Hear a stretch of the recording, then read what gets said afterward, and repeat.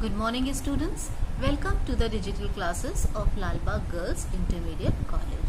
This is Ma'am Spring and this lecture of mine is for history students of class 12th. Class 12th, we have already finished the chapter in which we were doing the Gandhian era.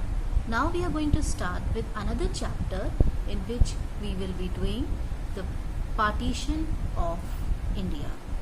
So the name of the chapter is Understanding the Partition through Oral Sources. So what these oral sources are? Oral sources are the histories or are the accounts given by a person or events earlier in their life.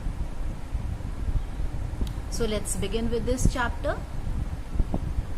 In the previous chapter, the last but the most significant phase of the constitutional development of British India came to an end with the Independence Act of 1947.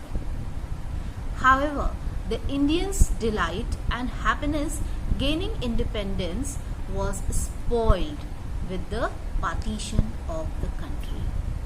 India did achieve her independence, but in the shape of a fractured nation. It was partitioned into two sovereign states, India and Pakistan. The leader of both the countries had promised to protect the minorities at the time of partition, but the fire of communalism burnt the moral values to ashes. In the present chapter, the main objective of our study is to know about the partition of country. We shall try to know as to why and how the partition took place and what were the severely critical experiences of common masses between 1946 to 1950. In this chapter, an effort has been made to understand the partition through oral sources, that is, by talking to the people and interviewing them.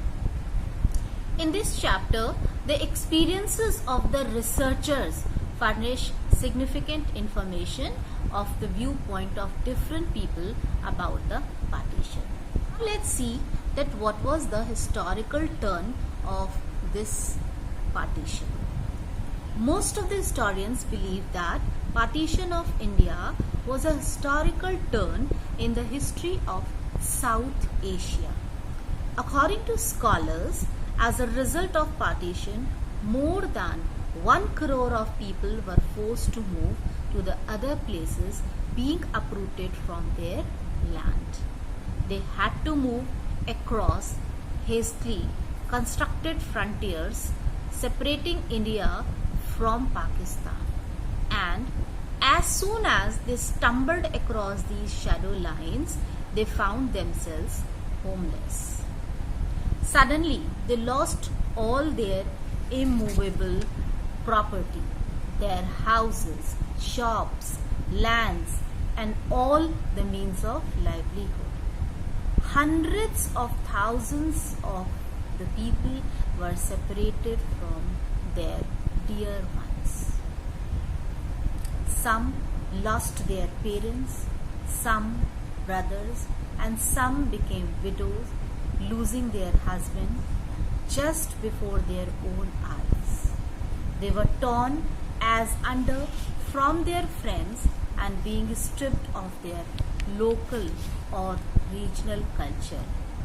They had to start their life afresh. Both the Indian haters in Pakistan and Pakistan haters in India are the product of partition.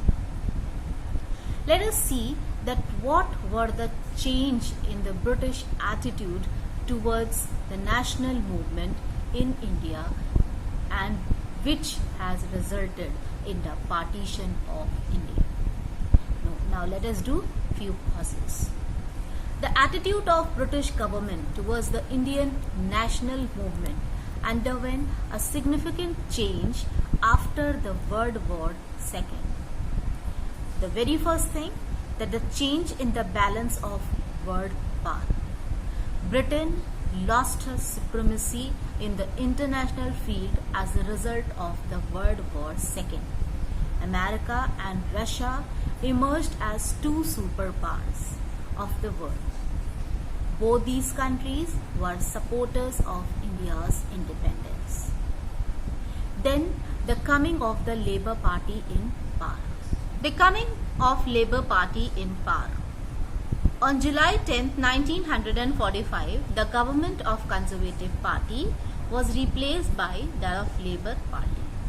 Labour Party had a sympathetic attitude towards India and it wanted to resolve the Indian problem sincerely.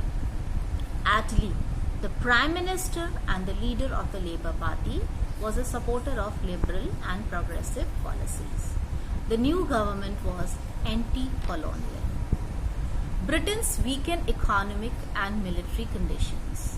The destructive result of the Second World War rendered England very weak from economic and military point of view. It was not able to keep its strong control over India in view of its weak economic and military resources. Growth of nationalism among Indian soldiers. There was a rapid growth of national feelings among the Indian troops. Therefore, the British government was losing its trust in Indian troops. Thus, ever increasing dissatisfaction among the troops for the British government forced the British rulers to change their attitude towards India. Doubtful loyalty to the police and bureaucracy. Army, bureaucracy and police were three major strength pillars of British Empire in India. But now the feelings of the revolt and resentment against the British had started pervading the police and bureaucracy. There was a growth of nationalist feeling among the Indian members of police and civil administration. Their attitude towards nationalists was growing more sympathetic and they were not ready to take strict action against them. The strikes of the police forces in Delhi and Bihar were the manifestations of this fact. Next was the dissatisfaction of the native states. Nationalistic feeling had started prevailing among the people of the native states during the fourth decade of 20th century. During the years of 1945-46, many significant movements were launched in Hyderabad, Travancore and Kashmir, demanding reforms and establishment of responsible government. Thus, it became quite clear to British that the native states could no longer be safely used to crush the mass movements. Next was the immense self-confidence among the masses. The movements like the civil disobedience movement and the Quit India filled the Indian masses with immense self-confidence. In November 1945, the countrywide demonstrations and strikes for the release of the three important officers of the INA, Colonel Shahnawaz Khan, Lieutenant Prem Kumar Sehgal and Captain Gurbaksh Singh Dhillon, and the revolt of Indian sailors in Bombay in February 1946 had made it crystal clear that the Indian masses were not ready to bear quietly the unjust policies of the British government anymore.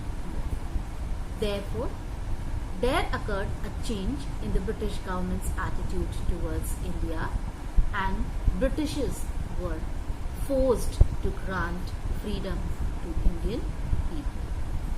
But we know that freedom was given by them to us, but it had resulted in the partition of the country into two parts.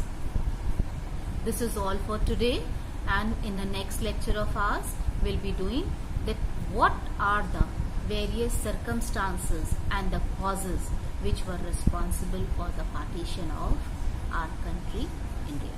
Thanks for watching this video.